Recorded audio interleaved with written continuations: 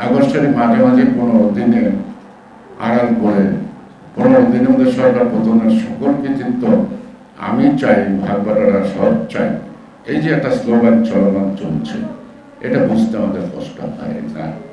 তাহলে যে 16 বছর যারা আত্মহত্যা দিল, যারা গুম হয়ে গেল, যার মায়ের বুক খারাপ হয়ে গেল, যে সন্তান হারা হয়ে গেল, তাদের কি হবে?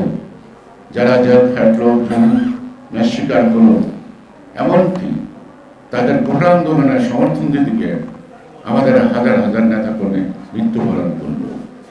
এই কৃতজ্ঞতা বোধটা তাদের মুখ থেকে আমরা শুনতে পাই না। সেই কারণেই আজকে আমরা তাদেরকে মাথার মুকুট হিসেবে কিন্তু মাথায় রাখতে চাই। তারা যদি লাভ দিয়ে মাথার মুকুট না হয় রাস্তায় পড়ে যায়, সেটা দেখার জন্য আমরা প্রস্তুত না। তাহলে আমরা কষ্ট পাবো, দুঃখ পাবো।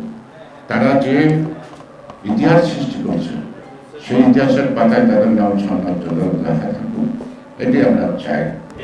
সে কারণে রাজনীতিবিদদের তিরস্কার, রাজনীতিবিদদের সম্বন্ধে বিভ্রান্তিমূলক বক্তব্য আর সরকারের নিরবতা সবকিছু মিলেই মনে হয় একটি যে কোনো সময় মনকে নিম্ন চাপের মতো চাপ আসতে পারে।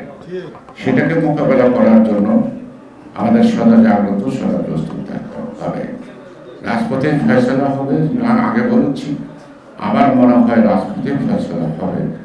এটা যদি না হতো তাহলে ভালো হতো, কিন্তু শেষ পর্যন্ত যদি না হয় রাজপথের বিকল্প নাই। সেই যুদ্ধ আরো কঠিন হতে পারে, আরো বহুমুখী অদৃশ্য শক্তিকে মোকাবেলা করতে পারে।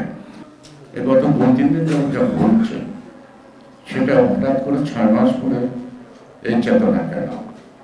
ফজরের নামাজের সময় আজান না দিয়ে সে আজান যদি মাগরিবের নামাজে দেয়, সেই কারণে মানুষ কিন্তু একটু বিভ্রান্ত হয়। যদি 6 তারিখের থেকে 7-8 তারিখ বা 7 দিনের মধ্যে এই 32 নম্বর বাড়িটি পুরো করে ফেলতে হয়েছে, জনগণ কিন্তু এটা নিয়ে প্রশ্ন তুলত না। জনগণ প্রশ্ন তুলছে এই কারণে যে দীর্ঘ বিরতির পর কেন ধারণা, দীর্ঘ বিরতির পরে কেন এখন বিভিন্ন মন্দিরের বাড়িতে আক্রমণ বা তাদের আক্রমণ। আমরা কিন্তু ন্যায় বিচারের জন্য লড়াই করছি, আমরা বিচারের আওতায় আনতে চাই, আমরা শেখ হাসিনা দেশে ফিরে আনতে চাই। এটা চলমান প্রক্রিয়া থাকবে আইনের দৃষ্টিতে, বিচারের দৃষ্টিতে। কিন্তু যতক্ষণ হাসিনাকে আমি আনতে পারবো না, তাই বলে আমি নির্বাচন করবো না, এমন তো হয় না। সুতরাং একটা নির্বাচিত সরকার যেই জনগণের ভোটের অধিকারের জন্য 17 বছর লড়াই, 17 বছরের লড়াইকে জুলাই